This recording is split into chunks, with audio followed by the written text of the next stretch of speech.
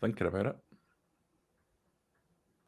Hello and welcome to the Rangers Review morning briefing. It's the morning after the night before. Joshua is looking a little bit tired, and that's probably understandable. I'm pretty tired too because, as always, on European nights, we're up pretty late covering the game, and we're back in first thing. It's fine for a youngster like Joshua. He's fresh face, full of energy, but for an old stager like me, it's knackering, Josh. Yeah, no, I feel the same. I won't lie to you, but I've had my Premier Inn breakfast, Jonny, so hopefully that will invigorate me somewhat. Love a Premier Inn breakfast, mate. What'd you have? Unrivaled. Full English, with a couple of flat whites, bit of fruit. So you get flat whites now at Premier Inn. You used to be able to only get filter coffee. No. It was none of that fancy stuff. Flat white, cappuccino, whatever you want. So fantastic. That was nice. Late night though, and yeah, but looking forward to speaking about the game. And Josh, was it the enemy of the fat man, the all-you-can-eat buffet, or was it brought out to you? It was all you can eat. Just went for the one helping. We actually had the food at Anfield last night was pretty good, so I wasn't as hungry as I might have otherwise been this morning. Right, enough about breakfast. I'm very jealous that you've managed to get into that. I've not even had anything yet. I'm starving. And that is tickling my taste buds, to say the least. But we've got tons of comments because we're a little bit late. Lots of people coming in on the game last night with their opinion. Josh, it was a tough night. It wasn't a great Rangers performance, that's for sure. But I suppose everything we say has to be in context of the standard of opposition. Liverpool's goalkeeper costs far more than Rangers' entire team. In fact, probably more than double. Yeah. So it's not a fair comparison, really. And overall, you'd probably have to say that a 2-0 defeat at Anfield, in the context of how the game went, in terms of the saves McGregor made, in terms of the dominance Liverpool enjoyed, it probably wasn't a bad result in the end. Yeah, when I was trying to sum it up last night, I think the line that a lot of people kind of fell down on is, yeah, Liverpool are levels above Rangers. Everyone knew that before the game, but as it played out, you could see the difference in what an elite club who, as we said before the game, has reached 3 of 5 Champions League finals in the last 5 years, what they're like up close comparatively to Rangers, who I think also you could see their lack of maybe athleticism at points in comparison to Liverpool. So it's okay to say there's levels, and as you say, on a basis of value, that's fine. But then equally, it's, I think, okay to say that Rangers could have given a better account of themselves. I don't think until the game went 2-0 and it was kind of dead towards the end, they had any chances of note. I think they struggled with the way Liverpool pressed them, which is understandable because I thought they were far better in that regard than they have been last night. They were, their team was really attacking. Even the fact they didn't start Fabinho at the base of midfield, they started Thiago. Up close, you see a player like Joe Matip, who you kind of think on screen is, when you watch him, is quite a tall, gangly centre half. And when you see him up against Alfredo Morelos, who you're used to seeing him push any defender off the ball, you realise the physicality and pace of these guys and their ability to just dominate the space and dominate the ball. But yeah, the flip side to that is I can understand people's frustrations that Rangers now in 3 Champions League games obviously have no points, no goals, 9 goals conceded, and on the basis of what they've achieved in the past in Europe, it kind of, in a way, I think it rubs people up the wrong way, because for Van Bronckhorst's first 6 months in Europe, there was no talk of, this team are above us, and there was no tempering of expectations. It was kind of the Joshua, is internet got having issues there by the looks of things? Let me run through some of the comments while Josh gets himself back online. You can see that he's going a little bit pixelated. He's not as clear as he normally is, so I was starting to worry as he was talking, and there you go, he's popped offline. Ronnie McLean says, good morning. There were positives from last night. This is a learning process. It's going to get time to get anywhere near this level. Patience. Teddy Bear says, morning people, listen, it's our first season back in the Champions League for 12 years. It took us a couple of seasons to see progression in the Europa too. Fans need to be more realistic. Simple Mind said, I thought Leon King did well last night. I would 100% agree with that. Simple Mind says, I find the press reaction to be ridiculous. We've been given a hammering for losing 2-0 at Anfield. there's a balance to be struck in terms of the performance for me and the result. It's a really difficult place to go. We know Liverpool are a damn good side. There's no doubt about that. They show that week in, week out over the course of 4 or 5 years, and they may be going through a difficult patch up to this point this season, but they've still been able to beat Bournemouth 9-0. Let's not forget, and they still have a team that's chock full of international class. You looked at that starting lineup last night with Diaz, Jota, Nunes, Salah, and you just knew that they were going to cause Rangers serious problems. And I thought the fabled Klopp pressing was on a different level to anything I think Rangers have encountered so far. While I've been watching the team closely, it was just a completely different level of pressure, which is why you have a player like Stephen Davis who never gives the ball away. Normally, giving the ball away on multiple occasions. John Lundstrom was very, very poor with his distribution last night, but he was suffocated.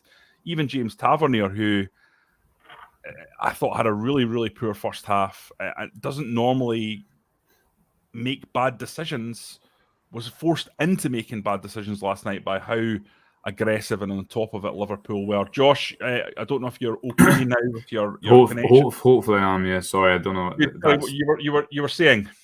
Yeah, no, I was just saying that there's a contrast, Jonny, between, and if I do go again, I apologise, but hopefully that's it fixed. A contrast between last season, the expectation almost not being, or defying expectation being the norm, and the thought of a team being, Rangers not being able to compete with the team, that was almost an alien thought, to now the kind of, it's hard to compete at this level. That's such a contrast, and I think that's probably what will frustrate people as well, and justifiably so. Because Van Bronckhorst said himself, Josh, the one thing about that, just to come in, I mean, Napoli, Ajax, and Liverpool are probably all better than anything that was faced last season, weren't they?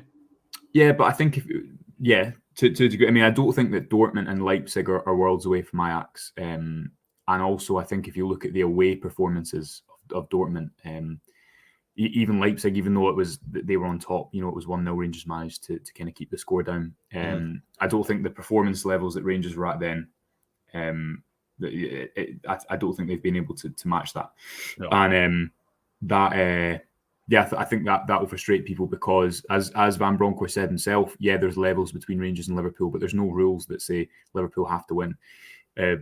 Last night, Liverpool at home are going to win the game. What was it predicting before? 95 times out of 100. But I think people can still obviously be frustrated at the showing that Rangers put on when they had possession.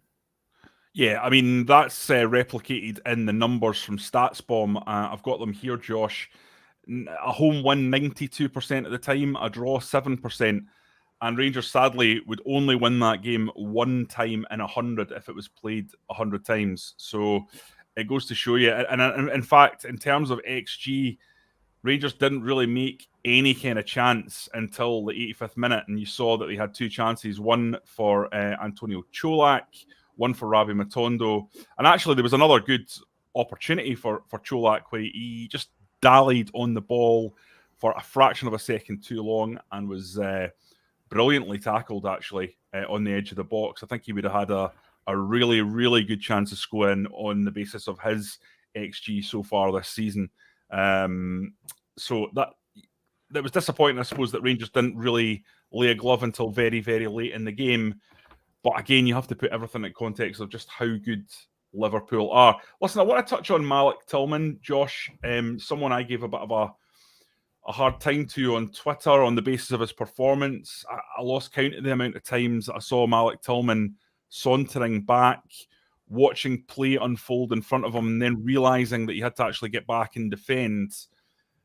I really think he needs to work massively on his defensive positioning and his thought processes around the dirty side of the game. I get that he's been playing in sides that are ball and game dominant for his entire career at Bayern and now at Rangers, but when you're going up against a side of this quality, Rangers can't afford to carry a passenger. I thought James Tavernier was ruthlessly exposed at times, a lot because Tillman just wasn't tracking back. Now, I've seen different people say that there's perhaps a suggestion that Tillman wasn't deliberately tracking back and defending, with Kent the same on the other side. So that's one that I think we should delve into and have a look at as time goes on. As Josh departs again, sorry guys, this has been a bit of a nightmare of a connection from Josh's premiere, and I think he'll be staying elsewhere in future at this rate. Because this is not ideal with him coming and going all the time. But in terms of Malik Tillman, a few comments coming in. Ronnie McLean saying Tillman needs to play in his position. At the moment, he's been hung out to dry by Giovanni van Bronckhorst. Well, to some extent, Ronnie, I agree with you that he is not a natural right winger, but he can play across the front three. That was said before he arrived. He's done that in Germany, I think. And it's not a completely alien position.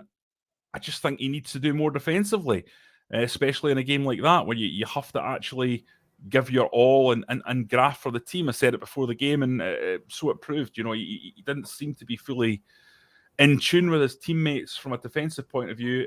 Juicy Bear agrees with that. He says Tillman doesn't need to play at all.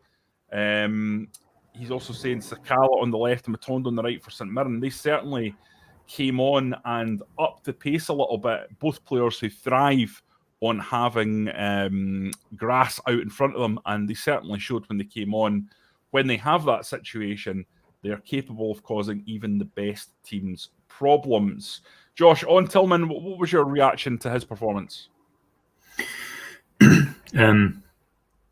Yeah, I think a lot of people were right from their predictions that they made before the game. I understood the selection because, as Van Bronckhorst said, it was the same position that he played in PSV. I know the right wing asked him about it after the game. I know the right wing thing kind of frustrates people because they think he's not a right winger, which he's not. But I think the idea is that he comes inside and allows James Tavernier to overlap, and then he gets close to the central striker.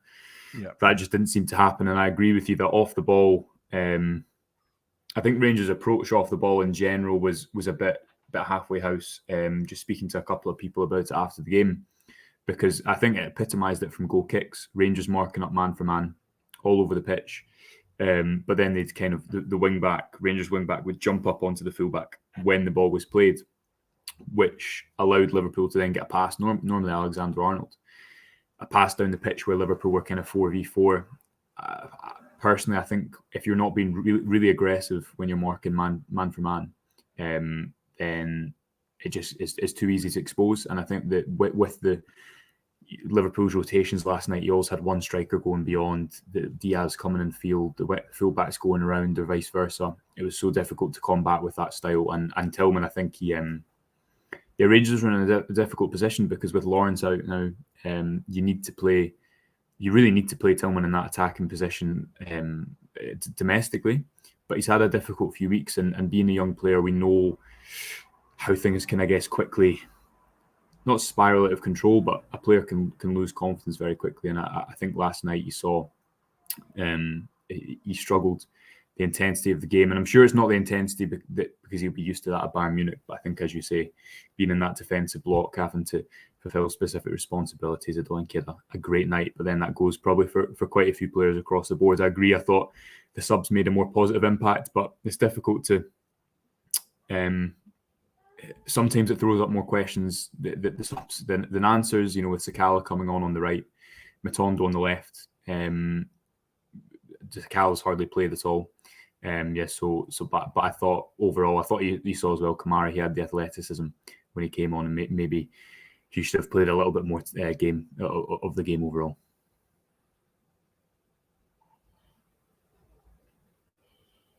Sorry, Josh, having a bit of a nightmare technically myself there.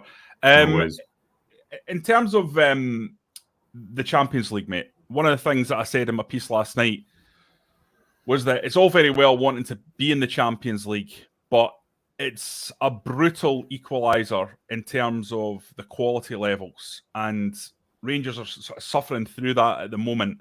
A 4-0, a 3-0, a 2-0. It is improving, but it's still painful. And the level of quality that we're seeing from these three teams, is extremely high, higher than anything that we've seen in the last 4 years, where Rangers have coped extremely well in the Europa League. And maybe this pain is something that Rangers have to go through for the players to understand what they need to achieve and what they need to pull off to actually get a result at this level against players of this quality and teams of this magnitude. You're seeing Napoli, who I thought Rangers gave a really, really good game and were the better side for the first 60 minutes, take 6 goals off Ajax in Amsterdam. They are a serious, serious outfit. You can see that with the way they're assaulting Serie A this season. And we know Liverpool, despite being up and down so far, will get it together and come back. And I think you saw last night what they're capable of doing. But is there also a sense that by getting into the Champions League, by playing at this level, it's almost having a negative effect on the club? Because you're going up against these teams, and it sounds like excuses. It sounds like we're sitting here saying Liverpool are so good, and Ajax are so good, and Napoli are so good. But the reality is they are on a different level to Rangers completely, all these teams. Financially, in terms of their experience at this level. So you're in a very difficult situation. Giovanni Van Bronckhorst is going to have to navigate a way through this, whereby even if domestic form is good, it's getting punctured, and the confidence is getting punctured a little bit in midweek, and then you've got to pick everyone up for the next game. Because it's not getting any easier. You know, Rangers have got Liverpool at Ibrox. That's certainly a game where they have more chance of laying a glove because of the atmosphere, because of the way the fans contribute to the team and being the 12th man. But then you've got to go away to Napoli. That's going to be an incredibly difficult game with the way they are playing.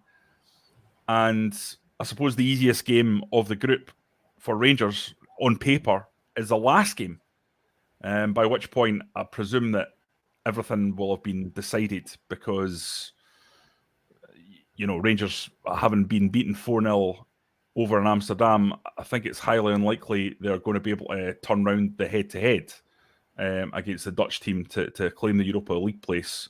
That's presuming, you know, I'm presuming that Rangers are going to struggle to get a result, for example, against Napoli. And I think even a draw against Liverpool at Ibrox would be a really, really good result.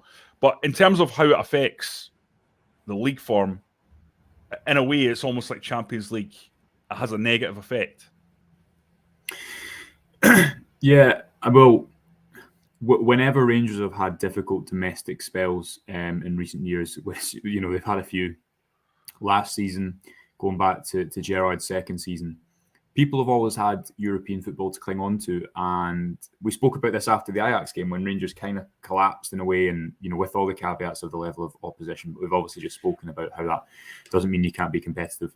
When Rangers conceded those 3 goals in quick succession at Ajax, they hadn't done that before. They've always been dependable in Europe. I think you've always known what you're going to get from them in Europe, and you've not always been able to say that about their domestic form.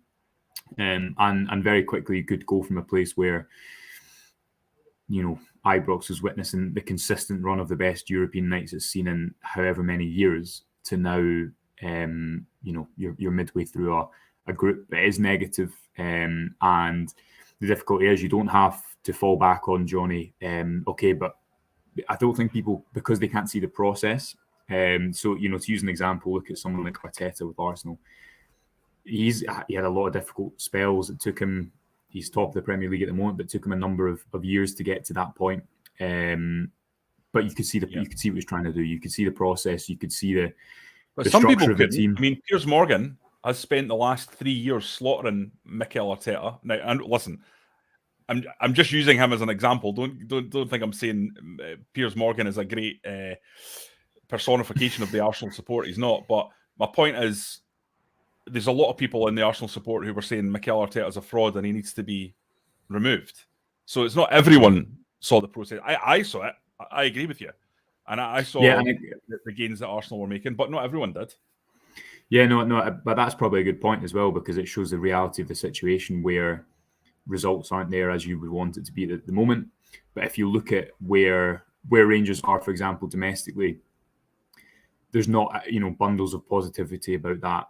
I think there's definitely positives from the weekend against Hearts, but that needs to be more sustained for people to really that this is a league winning team and that the investment has been sufficient in the right areas over the summer. So then when you don't have the kind of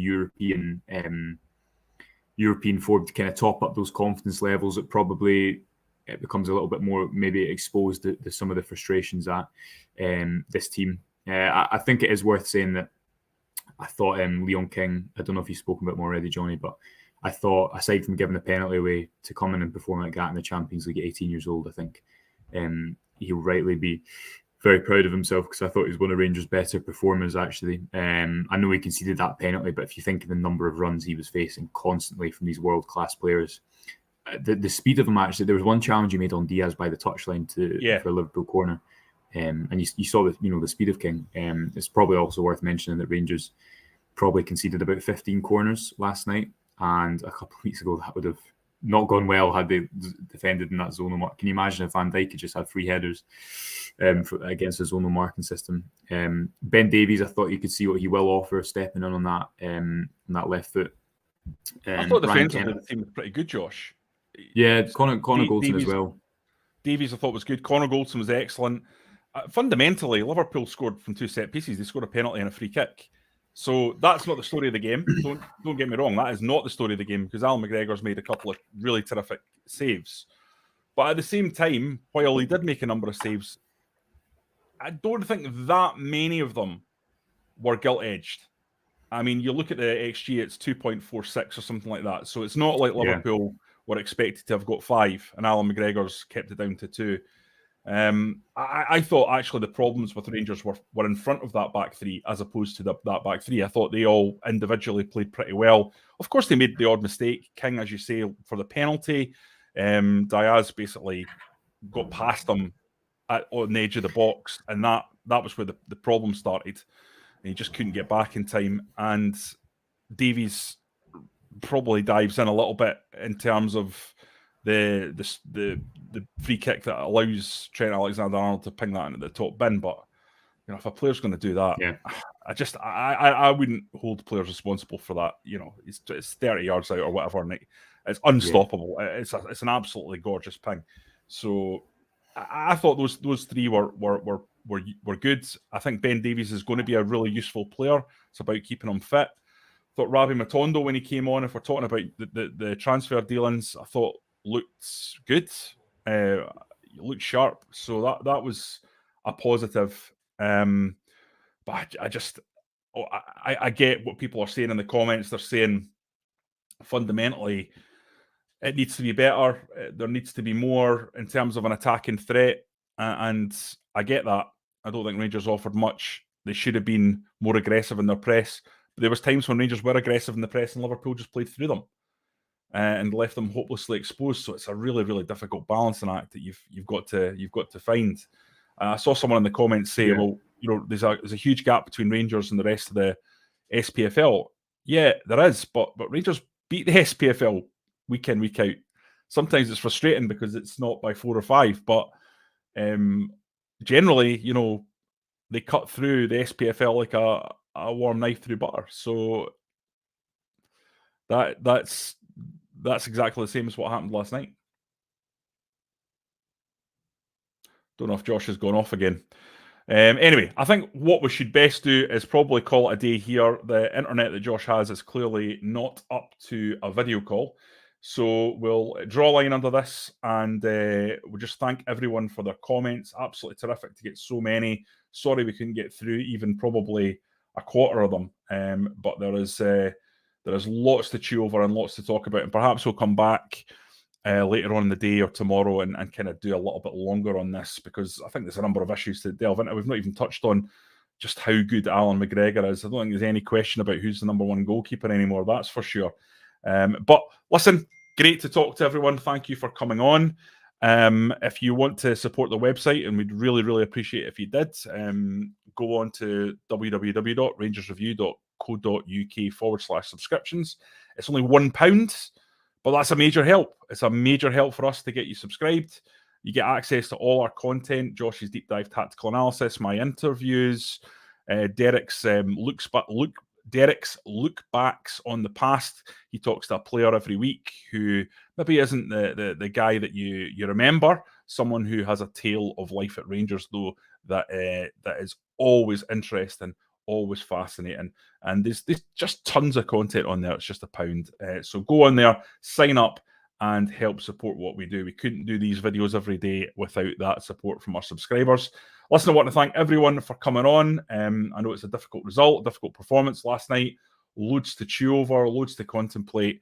And like I say, hopefully when we can get Josh on a better connection, we can all come back and mull it over a little bit further and get through more of these comments. So until next time, guys,